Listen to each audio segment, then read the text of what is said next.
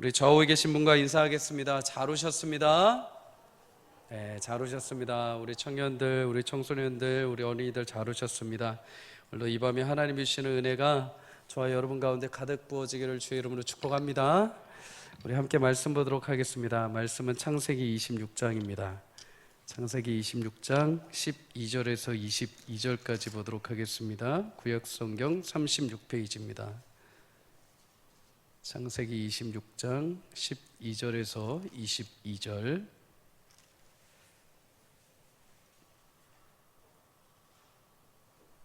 한 절씩 함께 읽도록 하겠습니다. 이삭이 그 땅에서 농사하여 그 해에 100배나 얻었고 여호와께서 복을 주심으로 그 사람이 창대하고 왕성하여 마침내 거부가 되어 양과 소가 떼를 이루고 종이 심이 많으므로 블레셋 사람이 그를 시기하여 그 아버지 아브라함 때 그 아버지의 종들이 판 모든 우물을 막고 흙으로 메웠더라. 아비멜렉이 이삭에게 이르되 내가 우리보다 크게 강성한즉 우리를 떠나라. 이삭이 그곳을 떠나 그랄 골짜기에 장막을 치고 거기 거류하며 그 아버지 아브라함 때 팠던 우물들을 다시 팠으니 이는 아브라함이 죽은 후에 블레셋 사람이 그 우물들을 메웠음이라. 이삭이 그 우물들의 이름을 그의 아버지가 부르던 이름으로 불렀더라. 이삭의 종들이 골짜기를 파서 샘 근원을 얻었더니 그랄 목자들이 이삭의 목자와 다투어 이르되 이 물은 우리의 것이라매 이삭이 그 다툼으로 말미암아 그 우물 이름을 에색이라 하였으며 또 다른 우물을 팠더니 그들이 또 다툼으로 그 이름을 신나라 하였으며 함께 읽습니다. 이삭이 거기서 옮겨 다른 우물을 팠더니 그들이 다투지 아니하였으므로 그 이름을 르호봇이라 하여 이르되 이제는 여호와께서 우리를 위하여 넓게 하셨으니 이 땅에서 우리가 번성하리로다 하였더라. 아멘. 할렐루야. 네. 오늘 귀한 말씀 본문 가지고 약속의 우물을 다시 파라라는 제목으로 함께 은혜를 나누겠습니다. 창세기를 읽다 보면은 한 가지 사실을 발견하게 되는 게 있습니다. 그게 뭐냐면 성도가 진정 은혜를 받는 것, 복을 얻게 되는 것은 어떤 특정한 장소에 갔다고 해서 받는 것이 아니라 하나님이 그와 함께 하시고 하나님이 그들에게 삶에 찾아오셔서 역사하시는 그 현장, 하나님이 통치하시는 그 현장에 하나님의 성도들은 복과 은혜를 누리는 줄 믿습니다.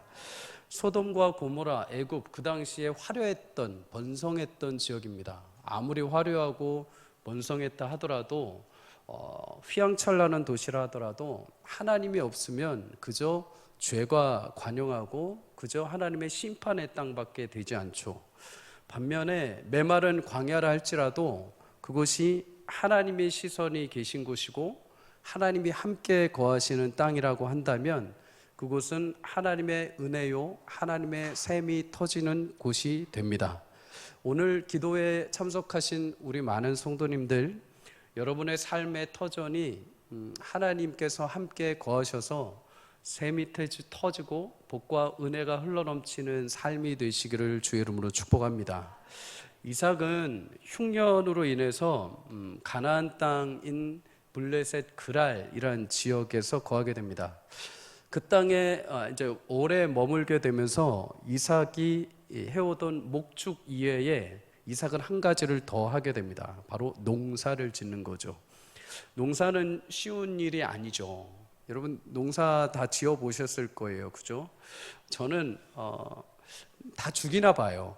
제 집에 조그마한 화분이 오면은 이상하게 제가 물을 많이 줘도 죽이고 물을 적게 줘도 죽이고 희한하게 저는 풀하고 잘 안 맞는 것 같아요. 근데 저희 아버지 세대만 봐도 이렇게 집에 다 이렇게 조그만 다 옥상에다 흙 쪽 이렇게 놓고 다 키우시죠. 보면은 어떻게 이렇게 잘 키우시는지 모르겠어요. 근데 그런 키움이 단순히 그냥 없던 한 번에 유튜브를 보거나 한번 들어서 된 게 아니죠. 어린 시절부터 그냥 논밭에 나가서 그냥 어린 시절부터 이미 해왔기 때문에 능수능란하게 되는 거죠. 이삭은 사실 주된 그의 일은 목축이었습니다. 양과 소를 다루는 사람이었죠. 그런데 그가 자주 하지 않던 농사를 하게 됩니다. 씨를 뿌리고 시간을 두고 노력을 하고 걸음을 주고 열심히 기다리는 거죠. 근데 거기에 더해서 바람과 또 비까지도 내려줘야 되죠. 그래서 농사는 인간의 힘뿐만 아니라 대자연의 모든 섭리가 같이 임해야 됩니다. 그런데 이삭이 농사를 지었는데 그 결과가 어떨까요? 12절 우리 다 함께 읽겠습니다. 시작. 이삭이 그 땅에서 농사하여 그의 100배나 얻었고 여호와께서 복을 주심으로. 아멘. 그냥 두세 배가 아니라 100배를 얻었다고 합니다. 100배. 여러분에게도 이런 은혜가 있기를 주의 이름으로 축복합니다. 여러분, 근데 말이 100배지 이 표현상으로 보면은 이거는 사람의 힘으로 한 게 아니라는 겁니다. 농사를 수확을 하고 이삭이 창대하게 되었다, 계속해서 불어났다라고 말을 하죠. 더군다나 농사뿐만 아니라 자신이 가지고 있던 양과 소, 종까지도 늘어나게 되었다. 근데 100배로 많아지게 되었다. 상상 이상의 소출을 맺게 되었다. 이거는 이삭이 한 게 아니라 누가 했다는 겁니까? 12절 하반절에 보면 여호와께서 복을 주심으로 이삭에게 그런 풍요로운 결실이 맺혀졌다. 하나님은 그의 백성들로 하여금 마태복음에 말씀하신 대로 30배, 60배, 100배의 결실을 맺게 하시는 분인 줄 믿습니다. 잠언 10장 22절은 이렇게 말씀을 합니다. 다 함께 읽어볼까요? 시작. 여호와께서 주시는 복은 사람을 부하게 하고 근심을 겸하여 주지 아니하시느니라. 아멘. 하나님이 주시는 복 가운데, 성도들에게 주시는 복 가운데 부하게 하시는 복이 있다고 합니다. 부하게 하시는 복. 물론 우리가 끝까지 말씀을 다 들여다봐야 하지만 지금으로서는 하나님이 우리 직업과 우리의 하는 모든 일, 수고한 대로 결실을 맺게 하시고 거기에 분명히 풍성함으로 채우시는 분이다라고 성경은 말씀을 합니다. 이러한 결실과 풍요롭게 채우시는 여러분 복이 여러분과 저희의 삶 가운데 일어나기를 주의 이름으로 축복합니다. 그렇다면 하나님이 이삭에게 왜 이런 복을 주셨는가? 사실 이삭이 살던 지역에 흉년이 일면서 이삭이 원래 가려던 땅이 있습니다. 애굽입니다. 애굽을 향해 가려고 했죠. 애굽은 수로 시설도 잘 돼 있고 우기에는 물이 범람을 했습니다. 자동적으로 범람을 하다 보니까 지역에 나무들과 숲풀들이 무성하게 자랐죠. 그래서 많은 과실들을 맺고 또 경작하기에 참 좋은 땅이었습니다. 하지만 영적인 눈으로 보면 이 애굽이라는 곳은 물질의 풍성함은 있을지 모르지만은 애굽 왕을 비롯하여 우상 숭배의 나라요, 또 인간적이고 세속적인 곳이었습니다.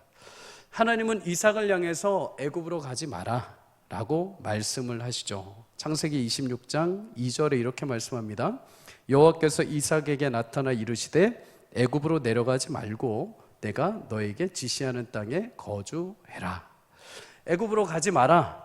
눈에 보기에 좋고 지금 당장 흉년을 어떻게 해서든 해결해 줄 수 있는 방법이 있을 것 같은 애굽이라 하지만은 그곳으로 가지 마라. 왜? 내가 너의 아버지 아브라함과 약속해서 너의 후손이 많아지게 하겠다고 한 땅은 이곳이다. 너의 아버지와 약속하고 너의 후손과 약속한 땅은 이곳이다.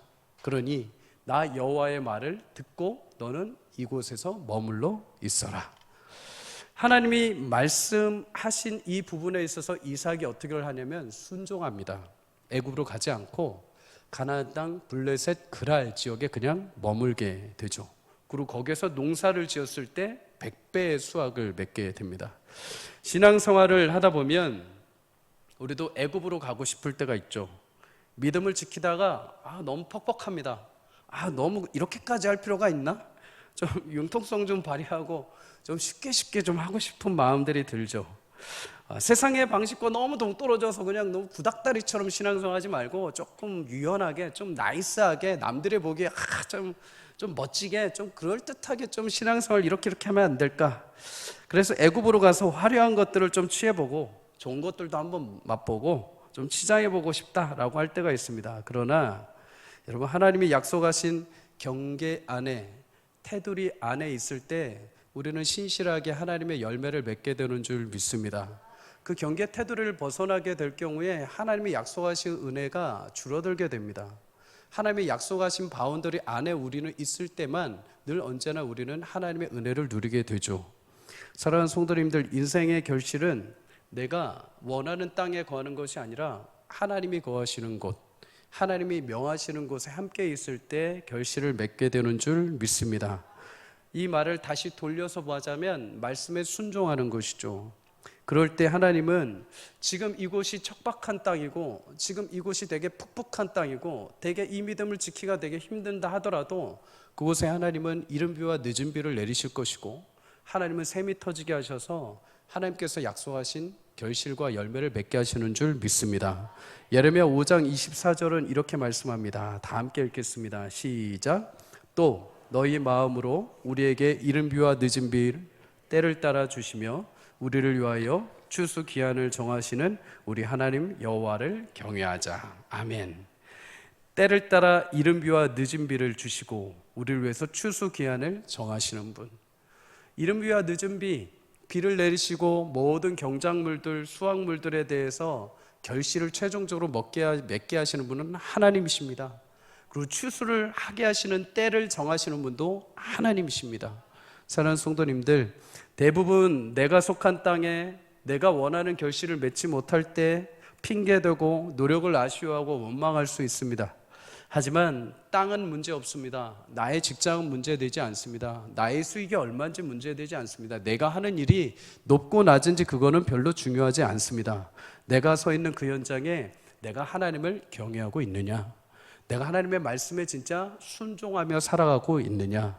하나님의 말씀에 순종할 때 땅이 어떻든지 간에 그곳이 어떤 지역에 속해 있든지 간에 하나님께서 여러분들에게 약속하신 생명의 열매를 맺게 하실 줄 믿습니다. 필요할 때가 되면 하나님께서 때가 되면 이른 비와 늦은 비를 맺게 하십니다. 하나님께서 때가 되면 수확의 철을 맞게 하십니다. 너무 성급할 필요도 없고 너무 조급할 필요도 없습니다. 저 옆집은 벌써 수확하는데 저 옆에는 벌써 거두는데, 아니요. 하나님은 여러분들에게 딱 맞는 이른 비와 늦은 비, 수확의 철을 맺게 하실 줄 믿습니다. 사랑하는 성도님들, 그 하나님의 말씀 안에 거하십시오. 하나님의 약속의 테두리 안에 거하십시오. 그럴 때 우리에게 약속하신 그 풍성한 수확을 하나님은 맺게 하십니다. 이삭은 자기가 가려던 애굽으로 가지 않고 하나님이 약속하신 땅에 거합니다. 그리고 그냥 씨를 뿌립니다. 자신의 경험이 많지 않지만은 하나님이 머물러 하신 곳에서 농사를 지었을 때 100배의 결실을 맺습니다. 하나님 주시는 복이죠. 그런데 이렇게 복을 누리게 되면 꼭 등장하는 사람들이 있습니다. 누굽니까? 시기하는 사람들입니다. 그죠? 질투하는 사람들입니다. 내가 뭔가 잘 되면 항상 옆에서 다 같이 축하해 주지 않죠. 배가 아프죠. 어쩔 수 없는 우리의 죄의 본성들입니다. 이해합니다. 저도 그렇습니다. 질투합니다. 외부에서 온 나그네가 우리는 그렇게 농사 지었는데 그만큼 결실을 맺지 못했는데 외부에서 온 나그네가 갑자기 농사를 지었는데 100배 결실을 맺는다? 당연히 배가 아플 일이죠. 강성했던 그 블레셋의 그럴 사람들이 시기하고 질투합니다. 그래서 15절에서 16절의 말씀처럼 이삭의 아버지가 아브라함이 팠던 그 우물에 모든 흙을 메꿔버립니다. 막아버리는 거죠. 우물은 당시에 굉장히 중요했습니다. 생명수와도 같고 목축을 할 수 있는 것도 거기에 있었고 농사를 짓는 것도 그 근원에 있었죠. 근데 우물을 막아버렸다는 것은 너의 근원인 이 우물 곁을 떠나라라는 것입니다. 이곳에서 당장 장막을 걷고 떠나라. 그러지 않으면은 우리가 전쟁이라도 불사하겠다라는 의미이죠. 실제로 16절에 보면 블레셋 그랄 왕 아비멜렉은 이삭에게 찾아와서 이제 너희가 강성해졌으니 떠나라 라고 요청을 하게 됩니다.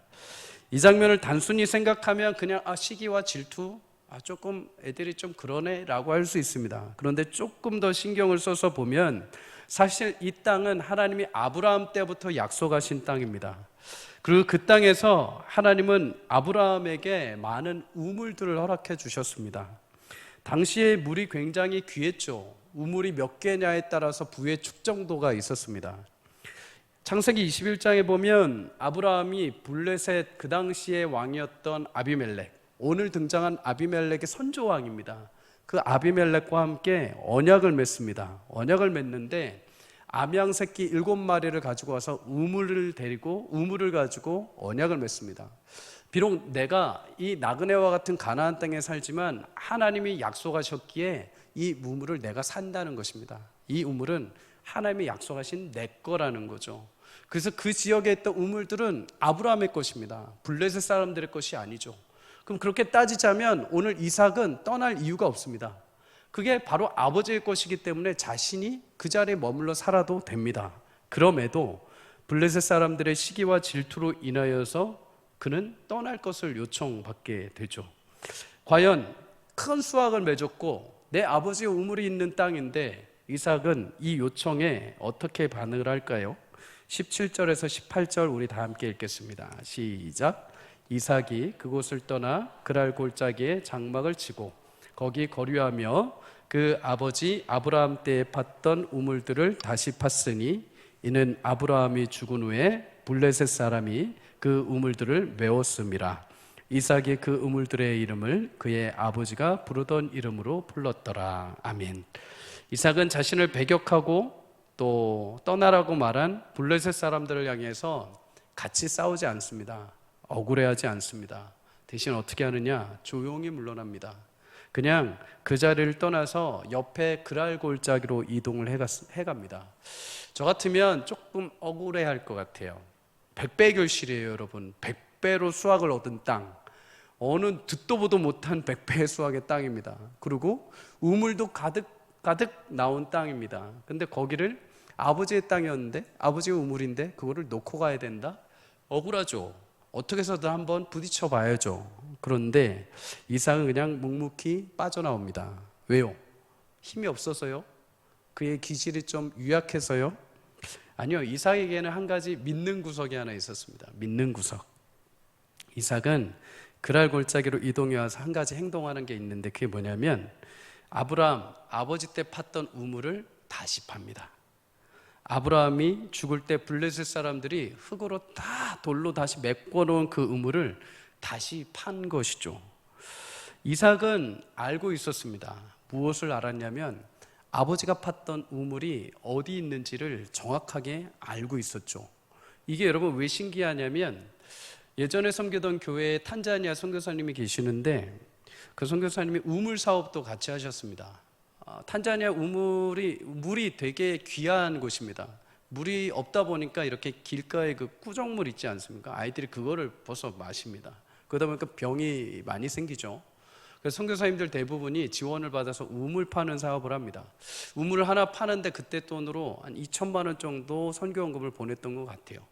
우물을 이렇게 파려면 보통 깊이가 한 200에서 400m를 파 내려가야 된다라고 이렇게 얘기를 하시더라고요. 근데 중요한 게 뭐냐면 그곳에 수원지가 있는지를 파악을 해야 됩니다. 수원지에서 조금이라도 떨어진 데 파면 시간, 돈, 기계 낭비 다 낭비하는 거죠. 다시 올려갖고 다시 파야 되는 다시 돈이 들어갑니다. 기계를 대여하는 비용이. 지금은 그래도 장비라도 있고 수맥이 어딘지 봐서 파죠. 근데 이삭이 살던 당시 광야이고 또 기계도 없고 우물을 파서 샘을 찾아낸다? 굉장히 힘든 일이었죠. 근데 이삭은 팝니다. 어떻게 알고요? 아버지가 팠던 우물의 위치가 어디인지 어려서부터 그것을 본 것이죠. 그걸 알고 있던 겁니다.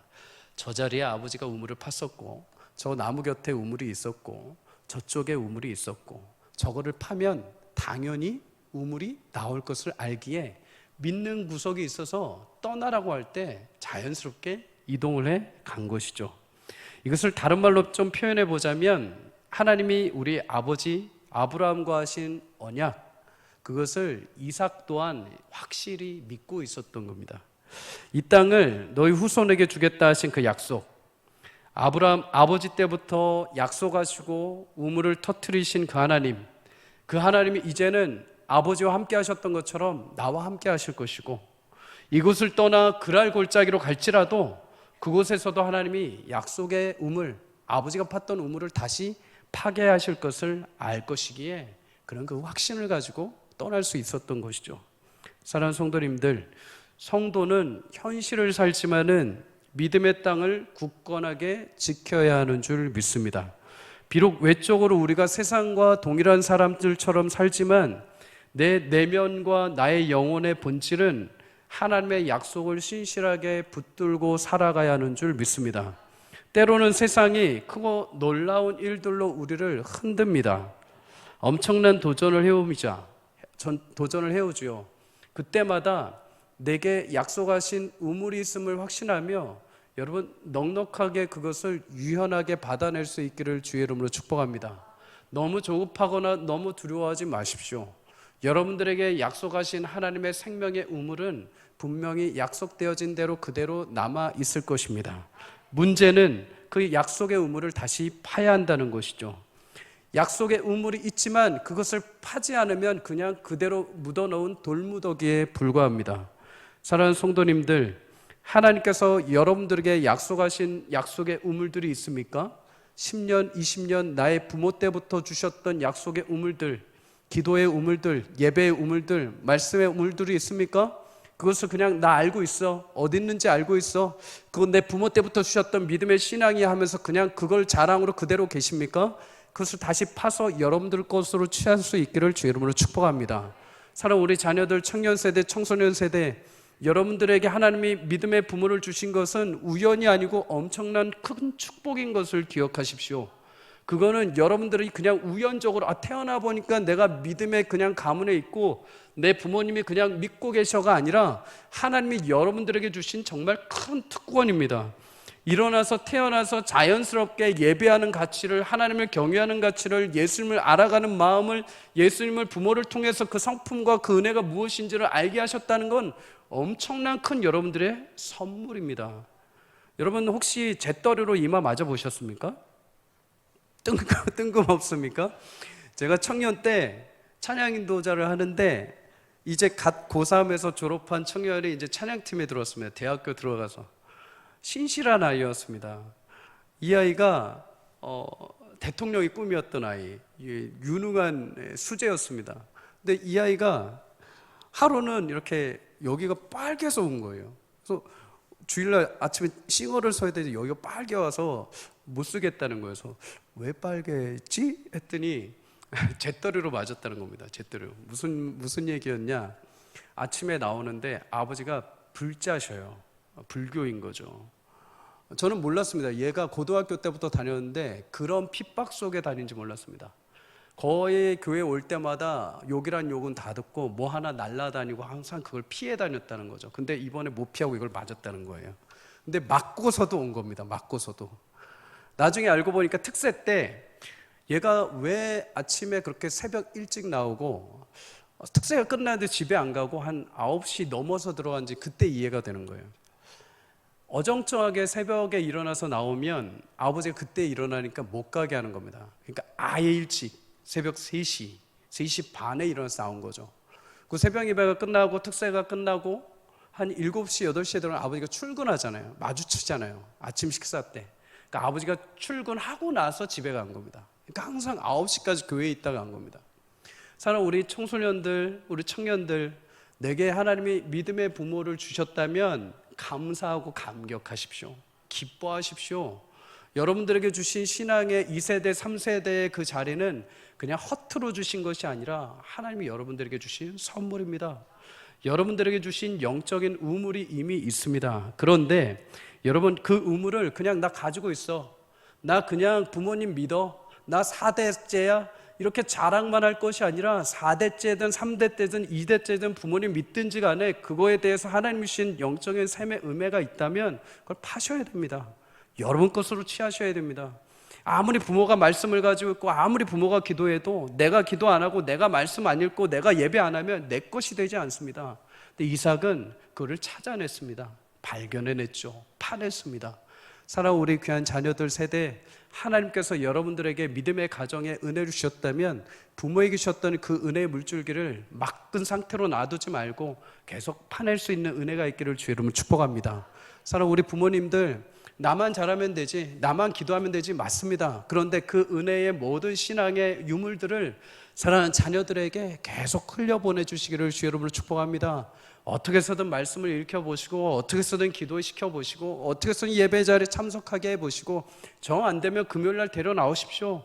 데려나오셔서 엄마 아빠가 눈물 흘리며 기도하는 거 보여주십시오. 인간적인 감수성이라도 주님 발견하게 해보십시오. 아, 엄마 아빠가 나 이렇게 해서라도 기도하고 계시구나, 이렇게 나를 살려내셨구나 하면서 알게 해보십시오.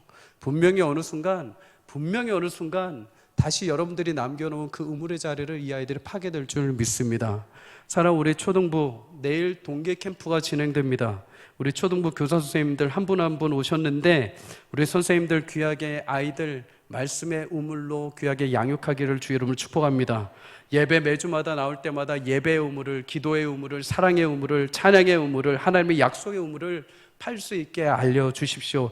흔들리지 않고 참된 결실을 맺을 수 있게 여러분 계속해서 아이들한테 너에게 주신 은혜가 무엇이고 너희들에게 허락하신 복이 무엇이고 너희들을 통해서 무슨 일을 하나님이 하시는지 계획하고 계시는지를 알려주십시오. 그래서 본인이 하나님 말씀을 붙잡고 계속 자라갈 수 있게 힘을 주십시오. 우리 초등부뿐만 아니라 우리 다음 세대 모든 자녀들이 하나님께서 우리 가운데 허락하신 그 약속의 우물을 파서 물된 동산과 같이 차고 넘쳐 많은 이들에게 결실과 열매를 맺는 귀한 다음 세대가 되기를 주의 이름으로 축복합니다. 사랑하는 우리 성도님들, 서울 삼강교회가 30년, 40년의 시간을 흘러왔습니다. 분명히 믿음의 선배들이 뿌려놓고 파놓은 믿음의 우물들이 우리 가운데 있을 줄 믿습니다. 다시 다음 세대가 그 약속의 우물을 파고 기도의 자리를 지키고 예배의 자리를 지키고 하나님을 향한 사랑의 자리를 지켜내기를 주의 이름으로 축복합니다. 단절이 아닙니다. 있던 것을 더 개발시키고 계속 흡수해내는 것이죠. 하나님이 주신 그 은혜 흔적의 자리들을 여러분 무시하거나 그냥 끊어내는 것이 아니라 하나님이 주신 귀한 영광의 자리를 다시 되새기고 우리 서울삼강교회 하나님의 생명의 샘이 계속 차고 넘쳐서 우리를 향해서 계획하신 놀라운 교회를 향한 뜻이 여러분과 저의 시대 가운데 일어나기를, 또 혹여라도 우리 때가 아니더라도 우리 다음 세대 자녀들이 그 우물을 다시 파서 영광스럽게 교회의 기쁨과 온 가정에 하나님 베풀어 주신 생명의 은혜를 누릴 수 있기를 주의 이름으로 간절히 축복합니다. 사랑하는 성도님들, 이삭은 그렇게 새롭게 다시 우물을 파고 아버지의 이름 지었던 그 우물의 이름을 다시 짓습니다. 그런데 그 우물 그대로, 그 이름을 그대로 씁니다.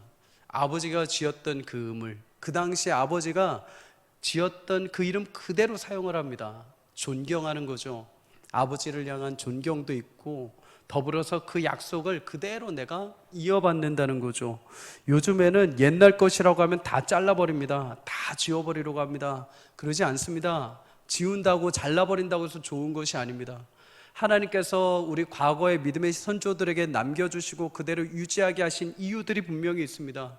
그 당시에 주셨던 그 은혜 물줄기를 계속 흘려보내시고자 하시는 은혜들이 있는 것이죠. 그럴 때 그 은혜를 지킬 때 하나님이 어떤 복을 주십니까? 심지어 종들이 우물을 파는데 샘의 근원이 발견되게 하십니다. 과거의 것을 아름답게 지키고 아름답게 이어갈 때 하나님께서 더 발전시켜 주신다는 겁니다. 더 아름답게 성장시켜 주신다는 것이죠. 우리 교회와 우리 성도들의 삶 가운데 하나님께서 과거에 주셨던 귀한 믿음의 신앙들을 잘 유전할 때 하나님께서 더 발전시키고 더 꽃피우는 역사와 은혜가 있기를 주의 이름으로 축복합니다. 하나님께서 이삭이 열심히 팠을 때, 그리고 그 이름을 아브라함 그 당시에 이름을 지었을 때 하나님께서 샘의 근원까지 발견하게 하십니다. 이렇게 샘의 근원이 발견되었을 때 역시 질투와 시기는 똑같이 찾아오죠. 20절부터 21절에 블레셋 그랄 목자들은 계속해서 찾아와서 시비를 겁니다. 이삭은 처음에 찾아와서 다툼을 할 때 그 샘의 이름을 에색이라고 합니다. 에색, 다툼이라는 뜻이죠. 이 이름을 짓고 이 우물 곁에서 어떻게 합니까? 또 한 발 물러섭니다. 왜요? 믿는 구석이 있으니까요. 가서 또 팝니다. 근데 샘이 또 터져 나옵니다. 그 이름이 무엇입니까? 신나라고 합니다. 왜요? 거기까지 또 쳐들어옵니다. 신나, 대적하였다라는 의미입니다. 여기다가 또 이 우물 이름을 짓고 또 다시 물러나게 합니다. 왜요? 믿는 구석이 있습니다. 또 가면 또 파면 또 하나님이 나게 하실 것이다. 그래서 또 가서 포기하지 않고 다시 우물을 팝니다. 그 우물의 이름 22절에 르호봇, 우리를 넓게 해주셨다라는 의미입니다. 무슨 말일까요? 하나님의 약속을 붙들고 내가 온 지경의 우물을 팠을 때 시기와 질투로 내가 그 땅을 벗어났지만 마침내 하나님이 이 지경까지 나를 넓히셨고 이제 어디를 가든지 약속의 샘이 터지는 은혜를 내게 맛보게 하셨다. 사랑하는 성도님들, 성도에게 허락하신 하나님의 축복과 은혜의 결실을 우리 모두가 누릴 수 있기를 주의 이름으로 축복합니다. 그러기 위해서는 순종의 은혜가 필요합니다. 순종이라는 것은 한 가지 요소를 품고 있습니다. 그것은 바로 시간입니다. 시간. 인내의 시간을 드려야 합니다. 순종은 인내의 시간이 쌓일 때 열매를 맺게 되어 있습니다. 누가복음 8장 15절에 이렇게 말씀하죠. 다 함께 읽을까요? 시작. 좋은 땅에 있다는 것은 착하고 좋은 마음으로 말씀을 듣고 지키어 인내로 결실하는 자니라. 아멘. 예수님은 30배, 60배, 100배의 결실을 맺는 자들, 좋은 땅에 대해서 이렇게 말씀을 합니다. 하나님의 약속된 복을 누리는 자들, 이들은 착하고 좋은 마음으로 말씀을 듣고 지키는 자들이다. 착하고 좋은 마음, 있는 그대로 하나님의 말씀을 듣고 그냥 거기서 끝나는 것이 아니라 지켰다. 무슨 말입니까? 순종한다는 겁니다. 순종. 그 말씀을 듣고 상황과 환경 계산 안 한다는 겁니다. 하나님이 이 말씀을 주셨는데 내 생각은 좀 그런데 하나님 왜 지금 이 말씀 주셨지? 지금 내 환경과 상황을 이해 못 하시나? 이렇게 여러 가지 생각하는 게 아니라 그냥 좋은 마음으로, 착하고 좋은 마음으로 있는 그대로 하나님 성실하신 분이지, 하나님 나보다 더 지혜로우신 분이지, 나보다 나를 더 잘하시는 분이지, 하나님 신실하신 분이지, 선한 마음으로 그 말씀을 받고 그 말씀 그대로 실행하는 자들, 말씀을 듣고 지켰다, 순종했다. 그럴 때 어떻게 되었다고 합니까? 인내로 결실하는 자니라. 시간을 들이고 묵묵하게 순종했을 때 결과를 맺게 된다.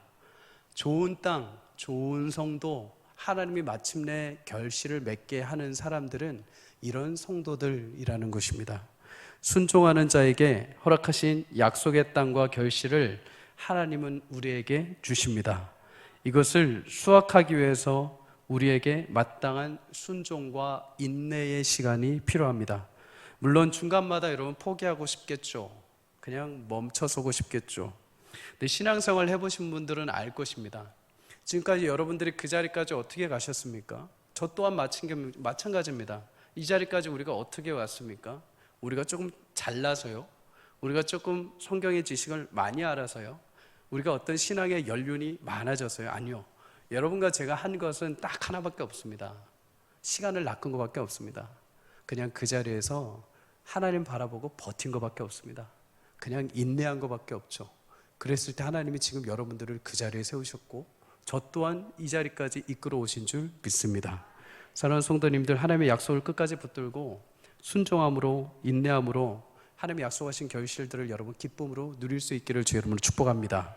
하나님은 이삭을 통해서 약속의 샘이 터지게 하셔서 100배의 수확을 맺게 하셨습니다. 그리고 복을 주셨죠. 그렇다면 이러한 복을 통해서 하나님은 무엇을 얻으려고 하실까요? 아까 잠언 10장 22절에 여호와께서 복을 주셔서 우리를 부하게 하신다고 하지 않습니까? 물론 사람마다 분명히 그 부하는 기준은 분명히 다를 것입니다. 어떤 이에게는 이 정도의 부함을, 어떤 이에게는 이 정도의 부함을, 그건 하나님의 선택권이고 하나님의 재량권이기에 우리가 따질 수 없는 것이죠. 그렇다면 하나님은 그 부함을 왜 우리에게 주실까요? 왜? 26장 28절 마지막으로 한 번 더 읽습니다. 시작. 그들이 이르되 여호와께서 너와 함께 계심을 우리가 분명히 보았으므로 우리의 사이에 곧 우리와 너 사이에 맹세하여 너와 계약을 맺으리라 말하였노라. 아멘. 처음에 이삭의 우물을 빼앗고 대적했던 블레셋 그럴랑 아비멜렉. 근데 그가 이삭이 거둔 100배의 결실, 그가 어디로 가든지 터져나오는 우물을 보면서 한 가지 사실을 확인하게 됩니다. 무엇입니까? 이삭, 당신이 섬기는 하나님이 진짜 하나님이다. 당신이 섬기는 하나님이 진짜 유일한 신이다. 당신은 하나님과 함께하는 사람이다. 그래서 나는 당신과 이제 대적할 수가 없고 당신과 내가 언약을 맺어야 된다. 그러니 나와 언약을 맺어달라. 사랑하는 성도님들, 하나님은 신자들의 인생에 차고 넘치는 복으로 채워주실 줄 믿습니다. 돌박 같은 현실이라 할지라도 좋은 땅으로 만들어내셔서 100배의 결실을 분명히 맺게 하실 줄 믿습니다. 그런데 그렇게 결실을 맺게 하시는 이유가 있습니다.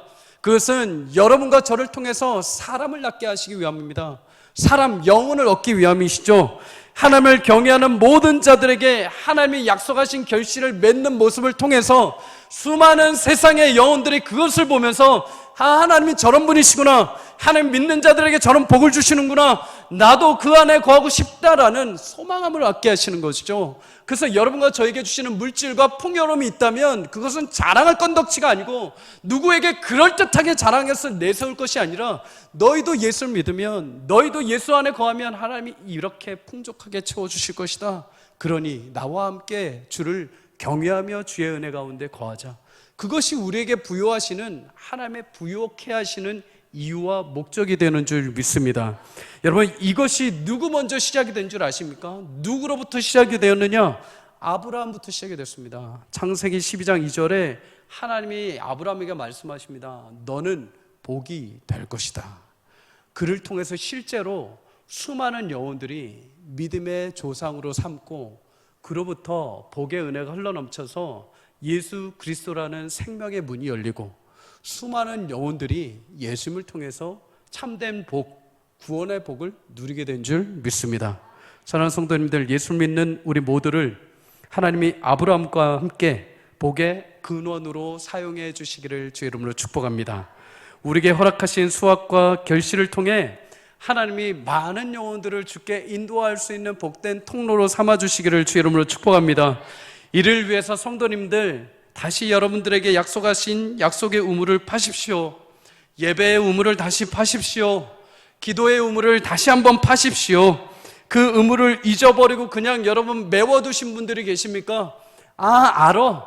내 아버지 때, 나의 4대 때 내 믿음의 조상들이 이렇게 해왔어. 알고 계십니까? 근데 그 알고 계시는 것에 멈춰 계시지 마시고 다시 파십시오. 혹여라도 코로나 때문에 여러분들 신앙, 익숙해진 신앙들 때문에 그냥 그 우물 그대로 그냥 돌로 쌓아두시고 가만히 계십니까? 교회의 어려움과 관계들과 사람들의 상처 때문에 여러분들 마땅하게 누려야 될 그 우물들의 깊은 샘을 막아놓고 계십니까? 그토록 여러분들 하나님을 향해서 뛰던 여러분들의 경건의 맷박이 어디 계십니까? 하나님만 바라보면 두근두근하고 마음이 뛰고 기뻐해 어쩔 수 없었던 여러분들의 생명의 우물이 어디 계십니까? 교회만 나오면 기뻐해서 성도들 서로를 바라며 사랑했던 그 마음의 우물들이 어디 계십니까? 교회만 나오면 기뻐서 기도하게 되고 찬양하게 되고 예배했던 여러분들에게 생명의 우물이 어디 계십니까? 다 말라버렸습니까? 다 돌로 싸매어졌습니까? 사단이 그 우물들을 가로막고 있습니까? 그럼에도 여전히 그 우물이 막혀있는지도 모르고, 여전히 그 우물이 그냥 무참하게 그냥 말라있는지도 모르고 그냥 별도로대로 하고 신앙생활하고 계십니까? 사랑하는 성도님들, 우물이 말라있으면 영들 여러분까지 말라가는 줄 여러분 기억하십시오. 오늘 이 저녁에 다시 우물을 파내시기를 주의 이름으로 축복합니다. 예배의 우물을 다시 파내시기를 주의 이름으로 축복합니다. 사랑의 우물을 다시 파내시기를 주의 이름으로 축복합니다. 잘 두고 보십시오. 여러분, 신앙생활 하는데 결국에 내가 푸석푸석하고 무엇이가 막혀있다, 내가 아직 그걸 파내지 못하는 것입니다. 하나님과의 관계를 파내지 못한 것입니다. 예배의 관계의 관통을 하지 못하는 것입니다. 기도의 문을 열어내지 못한 것입니다.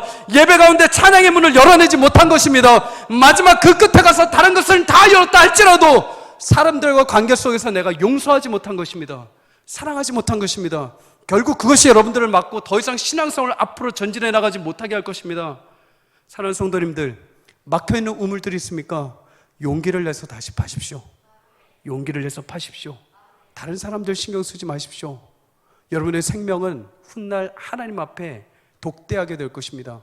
하나님, 저 사람은요, 하나님 저 집사는요, 저 근사는요, 저렇게 해서 되겠습니까? 아니요, 신경 쓰지 마십시오. 뭘 그렇게 신경 씁니까? 하나님 앞에 서는 그날 하나님이 각각 사람들에게 그 우물의 은혜를 어떻게 먹고 살아왔는지를 보게 하실 겁니다.